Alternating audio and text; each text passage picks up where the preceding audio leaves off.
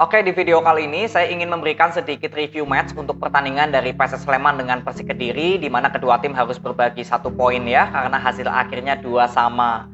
Jadi untuk kita lihat starting line up-nya dulu, PSS Sleman di sini tidak menurunkan Bustos dan juga Ricky Cawor. Ya, jadi ada nama Irkan Mila, lalu ada nama Vizcara, ada nama Todd Ferre, dan juga ada Kesano. Sebagai target man ada seorang Hoki Caraka. Jadi kalau saya bilang peran dari Irkan Mila, Todd Ferre, dan juga Vizcara ya, 3 pemain ini, kalau saya bilang ini diberikan tugas oleh Crescent ini sebagai pemain yang mobile. Jadi sebetulnya nggak ada posisi tetap dari 3 pemain ini. Ya mungkin kalau Vizcara menggantikan posisi Bustos ya, tapi sisanya seperti Todd Ferre, Irkan Mila itu sering melakukan rotasi sendiri di area kanan. Kalau Kesano tetap di sebelah kiri. Makanya kalau kita lihat ya kreativitas serangan PSS Sleman itu lebih banyak tercipta di sektor kanan, bukan di sektornya Kesano. Ya, lalu untuk Persik Kediri juga sama melakukan rotasi pemain, di mana Rohichan yang nggak bisa bermain harus absen, di sini posisinya digantikan oleh Arthur Irawan.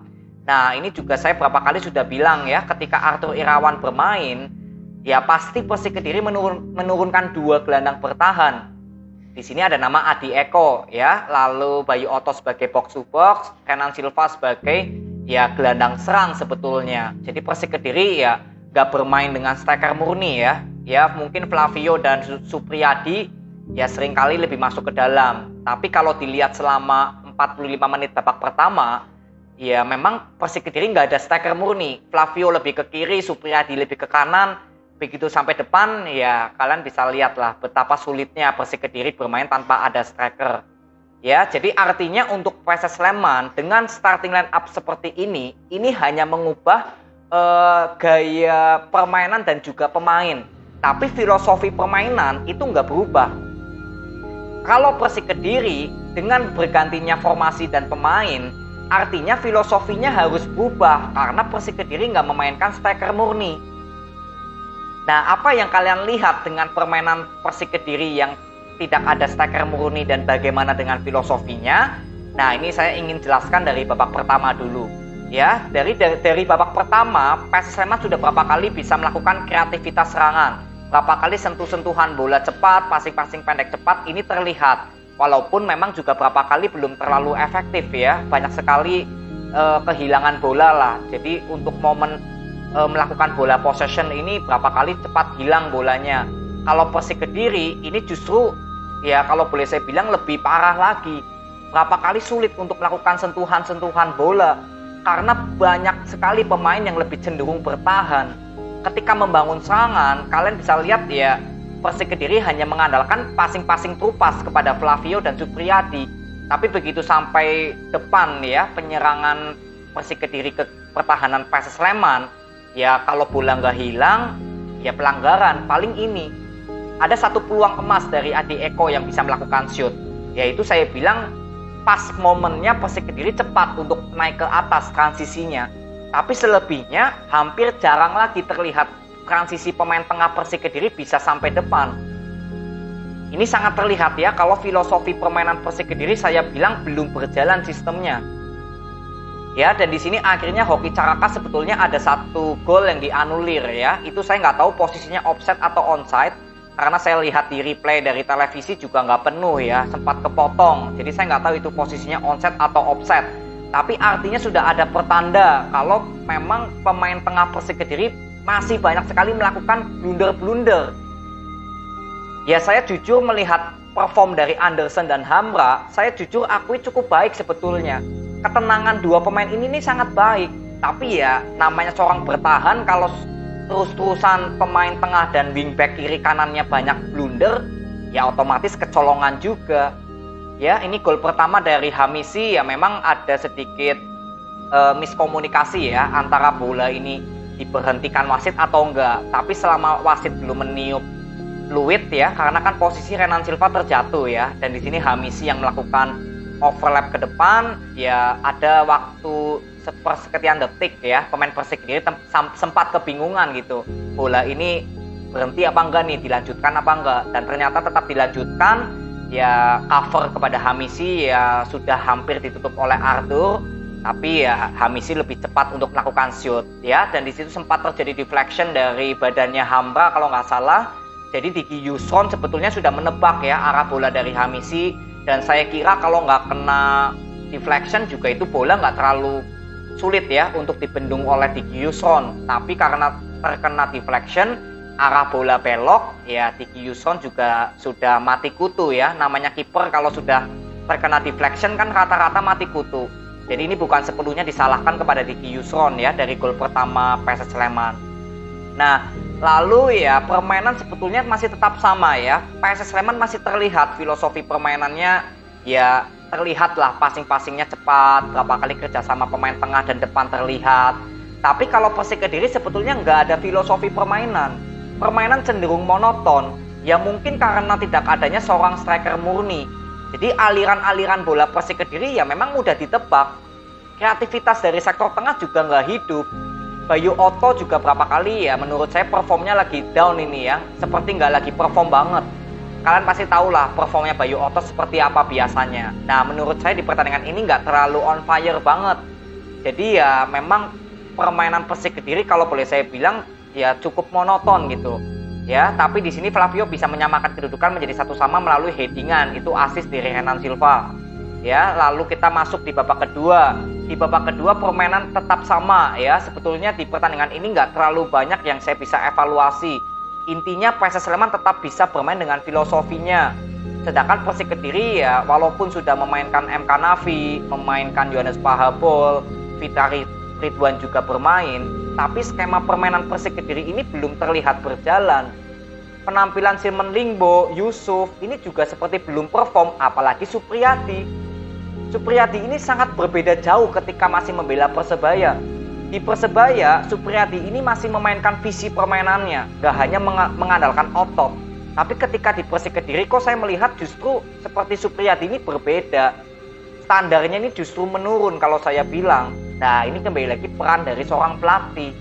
Seorang pelatih harusnya bisa mendidik ya para pemain muda ya, terutama ya agar bisa memiliki jenjang karir yang bagus dari visi permainannya. Ini yang saya ingin ya sedikit lihat ya atau evaluasi dari performnya Supriyadi.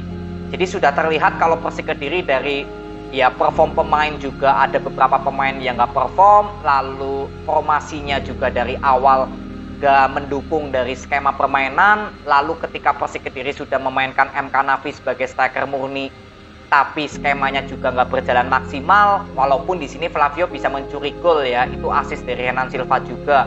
Jadi selama 45 menit babak kedua ya memang ada peluang emas itu hanya Flavio dan juga MK Nafi ya. Ada dari shoot Flavio, Fitari Ridwan tapi masih jauh melenceng. Yang peluang emas hanya 2, salah satunya gol.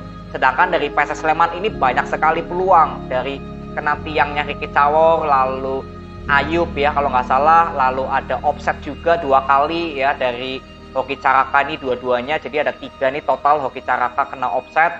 Ya itu memang masih belum tahu ya posisinya offset atau onside.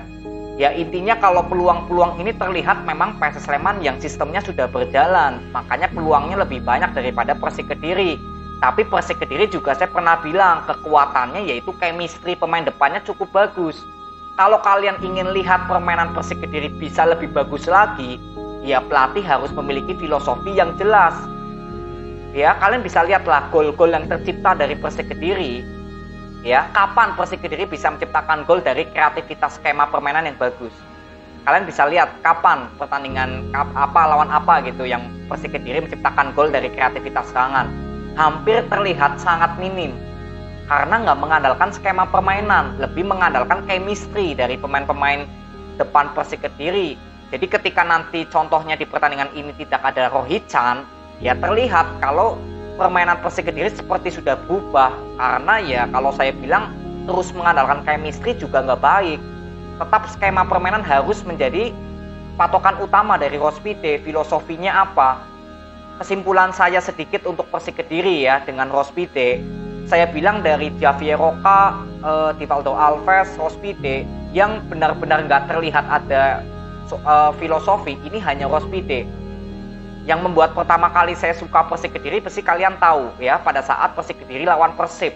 itu masih dipegang oleh Javier Roca. Saya baru pertama kali melihat permainan Persik Kediri bagus banget, filosofinya jelas. Nah, disitulah mulai saya mengikuti Persik Kediri.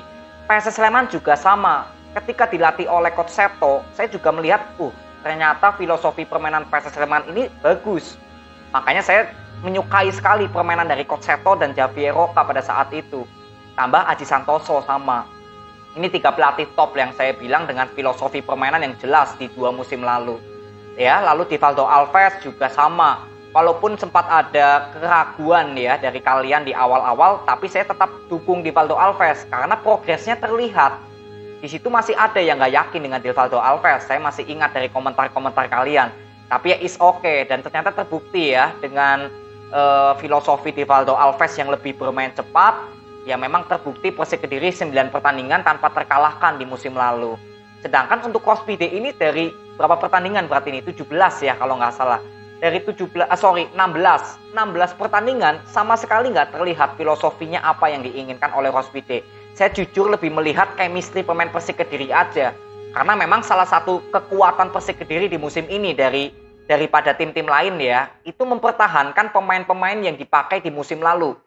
Lebih banyak dominannya juga di Divaldo Alves, pemain yang dipertahankan di musim ini. Jadi chemistry dari pemain Persik Kediri walaupun misalkan nggak ada pelatih, itu juga masih oke chemistry-nya. Tapi dengan datangnya pelatih kan yang diharapkan lebih bisa maksimal lagi dari skema permainan. Karena chemistry sudah didapatkan. Tapi ya sejauh ini yang saya lihat, ya inilah ya ungkapan saya kalau ya memang Persik Kediri belum ada filosofi yang jelas di bawah dari Rospide. Ini paling evaluasi yang saya bisa berikan dari ya pertandingan-pertandingan kemarin lah. Walaupun Persik Kediri ada menang, ada imbang, bahkan di 4 pertandingan berturut-turut belum terkalahkan ya, luar biasa dari hasilnya. Tapi saya masih ada sedikit ya 50-50 lah untuk filosofi Rospide ini bersama Persik Kediri seperti apa gitu. Padahal pemain-pemain Persik Kediri saya bilang sudah cukup bagus ya. Saya sudah beberapa kali mengatakan ini. Ya, jadi di sini juga nggak lama setelah Flavio menciptakan gol kedua, ya Vizcara bisa menciptakan salto untuk menyamakan kedudukan ya, belum ditambah peluang-peluang yang lain dari PSS Sleman. Jadi ya memang untuk PSS Sleman seperti bukan harinya untuk menang ya, karena berbagai peluang percobaan sudah dilakukan. Ya apa boleh buat, bola ini nggak bisa masuk gawang gitu ya. Jadi hasil akhir 2-2 ya sudah hasil yang harus didapatkan oleh PSS Sleman. Sedangkan untuk Persik Kediri sebagai tim tamu ya dengan hasil imbang ini, dengan berapa kali peluang yang diciptakan oleh PSS Sleman yang masih bisa kebentur tiang gawang, belum ada berapa kali offset ya dari Hoki Caraka, ya saya bilang ini sudah hasil yang cukup bagus bisa membawa 1 poin dari Stadion Makubu Harjo. Belum Persik Kediri sebetulnya ada peluang emas di menit-menit terakhir ya ketika Pahabol dan Flavio melakukan serangan balik. Tapi yang disayangkan kenapa Pahabol justru nggak lebih ke tengah agar melebar ya, memberikan passing ke Flavio, karena itu kan jaraknya berdekatan sekali tuh antara Pahabol dan Flavio. Jadi ketika Pahabol memberikan passing ke Flavio, ya sudah cukup sempit sudutnya untuk Flavio melakukan sprint lebih masuk ke dalam. Mau nggak mau harus balik badan dan memberikan passing ke Fitra Ridwan dan masih kebentur ya kalau nggak salah dari pertahanan PSS Sleman dan menjadi corner. Ya, jadi ini hasil yang menurut saya cukup fair dari kedua tim, walaupun ya ini kerugian juga untuk PSS Sleman di kandang nggak bisa memperoleh 3 poin dengan berbagai peluang ya dan skema permainan yang cukup baik, tapi ya is okay, yang penting sudah bermain cukup bagus. Sedangkan untuk Persik Kediri di luar dari hasil imbang ini juga cukup baik, bisa memperoleh 1 poin ya yang berarti sekali. Tapi ingat, filosofi permainan Persik Kediri di pertandingan ini sama sekali belum kelihatan, skema permainannya belum ada. Ini Rospide semoga bisa mempersiapkan diri besok karena akan bertemu dengan Persebaya. Ya, jadi paling ini aja video yang saya bisa berikan kepada kalian. Tetap semangat untuk kedua tim. Terima kasih. See you.